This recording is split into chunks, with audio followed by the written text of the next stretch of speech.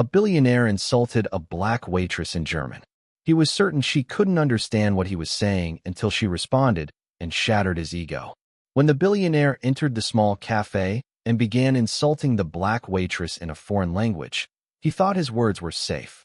What he didn't know was that the woman had spent 3 years in Berlin, spoke fluent German, and was about to give him the most expensive lesson of his life. Welcome to Stories of Black Lives. Before we dive into these powerful stories of respect, justice, and hope, please let us know in the comments which country you're watching from today. If you'd like to see more stories like this, hit that subscribe button. Please don't forget to like our video. The smell of roasted coffee beans drifted through the air, mixing with the faint clatter of cups and low chatter of early morning customers. It was one of those days where time seemed to move faster than your hands could keep up. Behind the counter, Imara Blackwell moved from table to table, jotting orders on her notepad, balancing a tray of steaming cappuccinos with one hand and refilling sugar jars with the other. She'd been on her feet since before sunrise, her second shift of the week, and it was only Tuesday. She didn't notice him at first. Most people didn't expect to see a billionaire in a place like this, a small family-run cafe tucked between a pharmacy and a laundromat on Maple Street in downtown Atlanta. Sterling Krueger wasn't the type to blend in. His suit looked like it had never seen a wrinkle. The watch on his wrist was worth more than Imara's car, and the way he scanned the room said he wasn't here to linger. His assistant trailed behind, already on the phone, speaking rapidly in German. Sterling chose a seat by the window where sunlight spilled across the table like a spotlight. He didn't order right away. Instead, he tapped something on his phone, then leaned back, clearly waiting for someone. The cafe wasn't fancy, but it was clean, quiet, and the kind of place where regulars knew the staff by name. Sterling, though, looked like someone who never learned anyone's name unless it could help him close a deal. Imara approached with her usual smile, the one that didn't show how exhausted she was. "Good morning," she said, pen ready. "Can I get you something to drink while you wait?" Sterling glanced up at her, then back at his phone. "Still water, room temperature, and make sure it's bottled." It wasn't a rude request, but the way he said it made her feel like she'd been given an order, not a choice. She brought his water a few moments later, placing it carefully in front of him. His assistant returned to the table, speaking in German again, her voice lowered, but firm. Imara didn't understand every word. Not yet, but she caught pieces of it. Words that made her glance over her shoulder, words she had heard before when she lived overseas. Then the door swung open and a tall man in a navy suit stepped inside. He was older, maybe in his late 50s, and walked like he was used to having people move out of his way. Sterling stood up to greet him, switching instantly into German. The two men shook hands, sat down, and lowered their voices, though not enough. Imara wasn't eavesdropping. Not exactly. But in a cafe, sound carries. She caught bits and pieces, just enough to feel something shift in the air, and then she heard it. A comment about the waitress in a tone that didn't need translation. His words rolled off his tongue quickly with a mocking chuckle, but Imara understood them perfectly. She had spent 3 years in Berlin studying and working part-time before returning to the States. Her German was fluent. The insult wasn't about her service. It was about her, about the way she looked. Her pen hovered over her order pad, but she didn't write anything down. Instead, she looked at Sterling, really looked at him, and made a choice. But Sterling had no idea the woman standing in front of him could respond in the same language he thought was his shield. The cafe wasn't the kind of place anyone expected to see on a travel blog. No neon signs or glossy menu covers, just mismatched chairs, a long wooden counter polished from years of elbows leaning against it, and a chalkboard listing daily specials in looping handwriting. The air smelled faintly of cinnamon from the pastries cooling in the back, and sunlight filtered in through the large front window, catching the tiny specks of dust drifting lazily in the air. It was busy enough to keep Imara moving, but not chaotic. Most of the customers were locals, the kind who knew exactly what they wanted and didn't need a menu. An older couple shared a blueberry muffin at the corner table, heads bent together over a crossword puzzle. 2 college students sat near the back, typing furiously on laptops, headphones plugged in. A man in a construction uniform grabbed a coffee to go, nodding at Imara in silent thanks before disappearing out the door. Sterling didn't fit here. Not just because of the suit, but because of the way he held himself. There was a sharpness to his presence, like someone who was constantly measuring the worth of a situation before deciding how much of his attention it deserved. His companion, the older man who had just joined him, seemed more at ease, but still carried that same polished confidence. From behind the counter, Imara poured another coffee, watching Sterling and his companion over the rim of the glass pot. They weren't trying to hide their conversation, at least not from anyone they assumed wouldn't understand it. She caught a few more words in German, some business terms she vaguely recognized, others she knew too well. It wasn't just idle talk. They were discussing contracts, money transfers, and names she'd never heard before, but could tell were important. She made her way over to their table again. "Are you ready to order?" she asked, setting down 2 menus. Sterling didn't take his eyes off the older man. "We'll just have coffee for now. Black, both of us." Imara wrote it down, though she didn't need to. She hesitated for a second, debating whether to ask the usual follow-up question, cream or sugar. But the tone in Sterling's voice told her not to bother. As she turned away, she heard it again, his voice in German, saying something that made the older man chuckle. Imara's jaw tightened for a moment before she forced herself to keep walking. She'd learned long ago that you couldn't react to every comment. But this one was different. At the counter, she poured 2 black coffees into mugs, her mind turning over what she'd heard. The words weren't just dismissive, they were personal, and that wasn't going to sit right with her. She carried the mugs back to the table, setting them down gently. 2 black coffees, she said with a smile. Sterling gave a short nod, already reaching for his phone again. The older man thanked her in English and went back to his conversation. Imara stepped away, but not far. She busied herself with wiping down the table next to them, close enough to catch more of their words without looking like she was listening.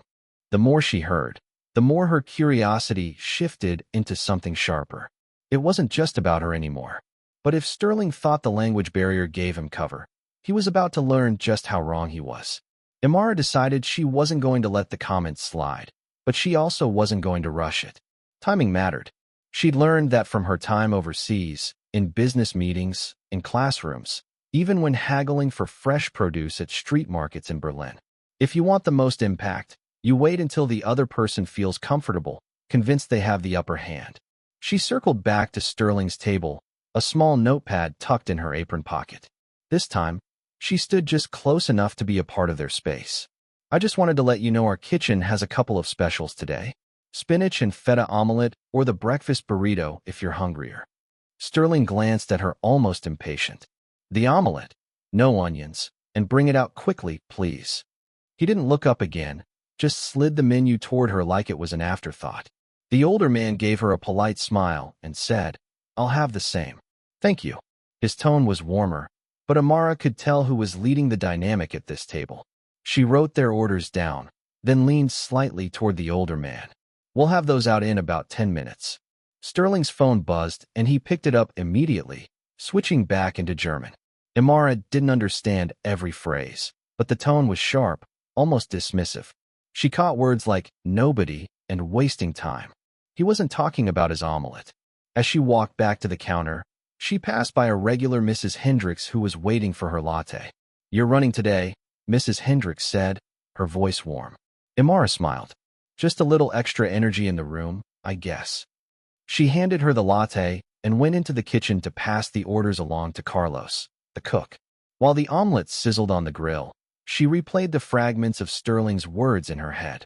The way he'd glanced at her earlier like he was evaluating her against some invisible standard. The smug tone when he'd thought she couldn't understand. She wasn't angry, not exactly, more resolved. When the plates were ready, she carried them out, balancing the tray on one hand. She placed Sterling's omelette in front of him first, then the older man's. "Let me know if you need anything else." Sterling didn't say, "Thank you." He didn't even look at her. Instead, he took a sip of coffee and muttered something under his breath to the older man in German, something that made the older man's eyebrows raise briefly before he laughed again. Imara turned away slowly, masking the fact that she'd heard every single word. Her German wasn't just conversational. It was precise. She knew exactly what Sterling had called her. Back behind the counter, she took a moment to breathe. It would be easy to throw his words back at him right now in front of his companion, maybe even make a scene. But that wasn't the move. She wanted the moment to land hard, to be something he'd remember. So she waited. She poured another coffee for a customer at the end of the bar, straightened the stack of menus by the register, and kept one ear tuned to Sterling's table. The conversation had shifted back to business, but the arrogance in his voice hadn't dimmed. Imara could feel the heat building in her chest. Not anger she couldn't control, but the kind you could channel. But she knew the best way to hit back was to let him believe for just a little longer that she was still in the dark. The cafe had thinned out a little. The older couple had left. The construction worker hadn't come back for his second coffee, and the students in the corner were too deep into their assignments to notice anything else. The room was quieter now, the clinking of silverware and low hum of the espresso machine, the only background noise. Sterling leaned back in his chair, one arm draped over the backrest. The older man had his fork halfway to his mouth when Sterling said something in German, his voice smooth but laced with derision. Imara was only a few steps away refilling the sugar jars. She caught the whole sentence clearly. Alps Frode. Translation: She looks like she should just be grateful to have a job at all. Her fingers tightened around the glass sugar jar. She kept her back to them, pretending she hadn't heard. The older man chuckled. Not cruel, but in that awkward way people laugh when they don't want to challenge the person sitting across from them. Sterling wasn't done. He followed up with feeling for state. Translation: You can tell she's not someone who understands much about education. That one stung, not because it was true, but because it was so confidently wrong. Imara had a master's degree from Goethe University in Berlin, one of the most prestigious in Germany. She'd worked on research projects, written academic papers in German, and navigated more complex conversations than Sterling could imagine. And yet, here he was, reducing her to what? A stereotype he carried around in his head. From the counter, she caught sight of Carlos peeking out from the kitchen, wiping his hands on his apron. He gave her a curious look. He could tell something was off. Imara shook her head subtly, signaling she had it handled. Sterling leaned forward now, lowering his voice slightly, but not enough to keep her from hearing. He started talking numbers, amounts in the hundreds of thousands, and names of companies she didn't recognize. His tone shifted, almost smug. Then he said something that made her heart pick up. Eskio Niemann hier dared us Verein Verda.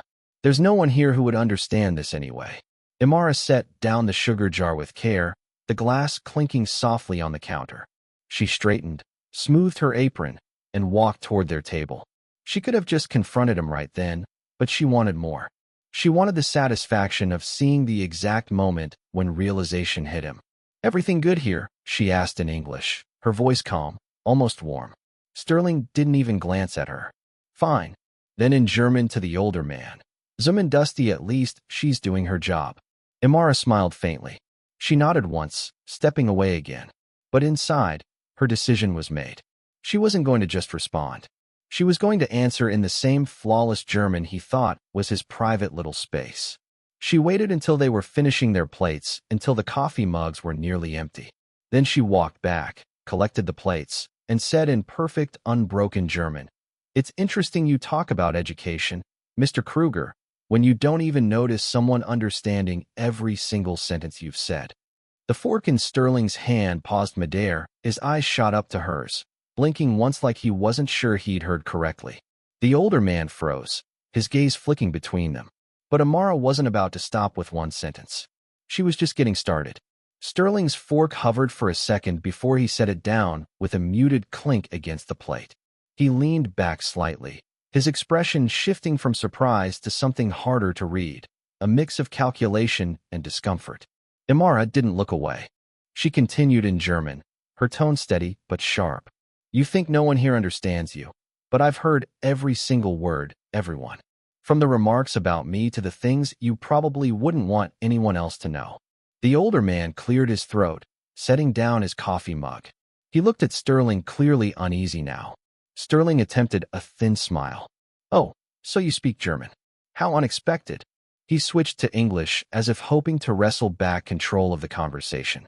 "But perhaps you misunderstood." "No." Imara cut in still in German. "I didn't misunderstand anything. I lived in Berlin for 3 years, studied there, worked there. My degree is from Goethe University. So if you think your words are safe because they're not in English, you're wrong. There was a quiet in the cafe now. Not everyone was listening, but the tone of their voices had shifted enough that the air felt different. Carlos was leaning against the kitchen doorway again, arms crossed, pretending to be busy with a towel. Sterling's companion set his fork down. "Sterling," he said quietly in English this time, like a warning, but Sterling pressed on, his voice cooler now. "And what exactly are you suggesting you heard?" Imara met his gaze evenly. "Enough to know that you think I'm beneath you. Enough to know that you think I should be grateful just to have a job. And enough to hear you talk about amounts of money and names that sound like they'd be of interest to someone outside this cafe." Sterling's jaw moved slightly, a subtle shift that told her she'd landed the hit. He was measuring his next move, but Imara wasn't finished. "Do you know what the thing is about people you think aren't paying attention?" she asked, switching briefly to English so every word was clear. "They often notice more than you want them to." The older man leaned towards Sterling now, murmuring something too low for Imara to catch. Sterling's eyes stayed on her, but his silence said plenty. She didn't raise her voice. Didn't need to. The steadiness of her tone was doing all the work. "I've met people like you before," she said in German again. "You walk into a place and think you can measure someone's worth in a glance, and sometimes you're right. But not today." There was no gloating in her voice, no smugness, just fact. Sterling finally looked away, picking up his coffee cup like he needed something to hold. Imara knew she had him off balance, and part of her wanted to push harder to bring up exactly which parts of his conversation had caught her attention, but she also knew when to leave a moment hanging. She stepped back from the table. "Enjoy the rest of your coffee, gentlemen." Sterling didn't answer. The older man gave her a small nod, the kind that said he understood more than he let on. But Imara had planted a seed, and she knew it would grow. Because now Sterling wasn't just worried about being embarrassed. He was wondering exactly how much she'd heard. Sterling tried to mask it, but Imara could see the faint tightening around his mouth, the restless tapping of his fingers against the handle of his coffee mug. That calm, unshakable billionaire aura had slipped just enough for her to notice. The older man leaned closer to him, speaking in English. "Now you want to lower your voice." Sterling shot him a look. "It's fine," he muttered, though he didn't sound convinced. He glanced around the cafe in a way he hadn't before, like he was suddenly aware there were other people in the room. 2 tables over, a middle-aged man with a tablet was pretending to read the news, but kept flicking his eyes towards Sterling. The college students were still typing, but Imara knew better than to assume their earbuds meant they couldn't hear. Carlos hadn't gone back into the kitchen. Sterling took a deliberate sip of coffee and leaned back, affecting nonchalance. "I think there's been some misunderstanding," he said, his voice pitched just loud enough for Imara to hear from the counter. "Waitresses, they hear things, but they don't always grasp context." It wasn't an apology, more like a lifeline he was throwing himself. Imara walked back to his table, a calm expression masking the steady pulse in her chest. "If you think context makes your words less insulting, Mr. Krueger," she said evenly, "you might want to think about what that says." The tablet man stopped pretending entirely now, his eyes locked on the exchange. Sterling gave her a tight smile. "I'm sure you're very good at your job. I didn't mean anything personal." She tilted her head slightly.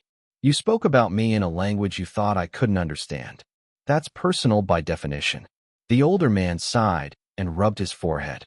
"Sterling, maybe we should," but Sterling wasn't ready to give up. "Look, you're clearly intelligent, and I appreciate that you've spent time abroad. But this is a misunderstanding that's growing into something bigger than it needs to be." "Bigger than it needs to be?"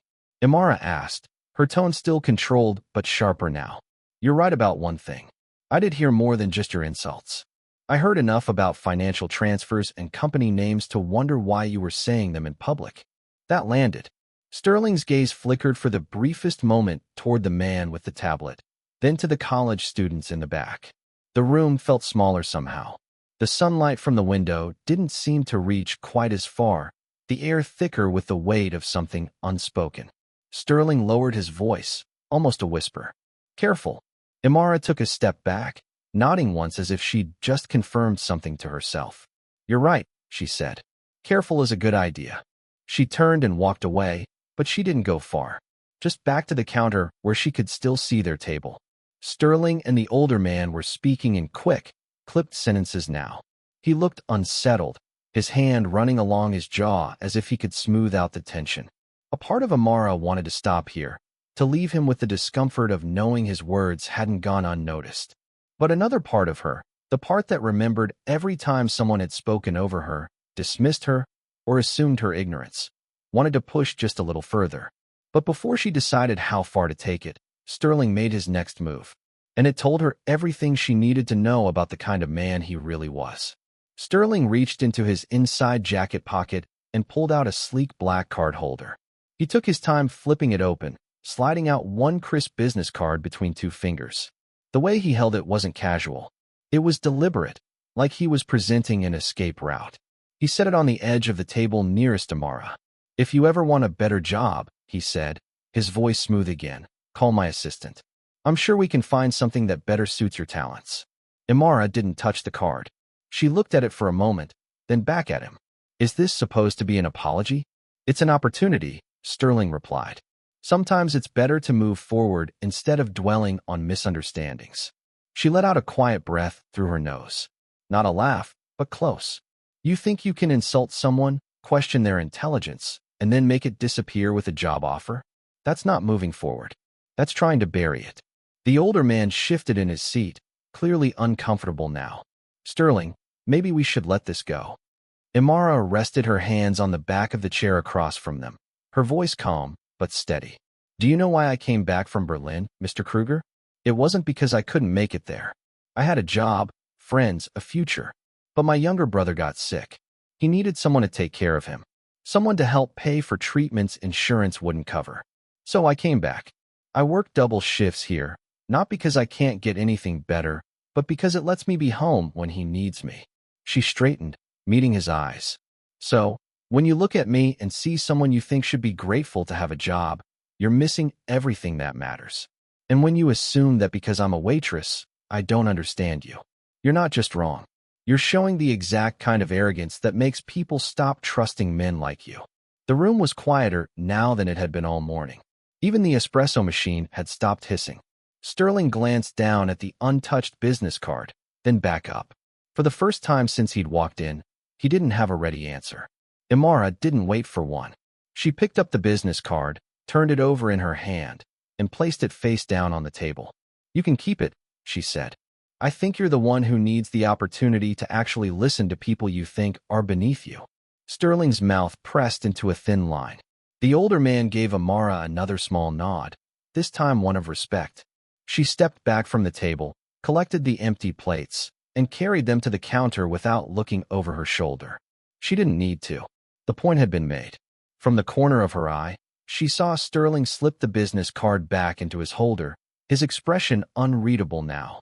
He murmured something to the older man, who shook his head slightly.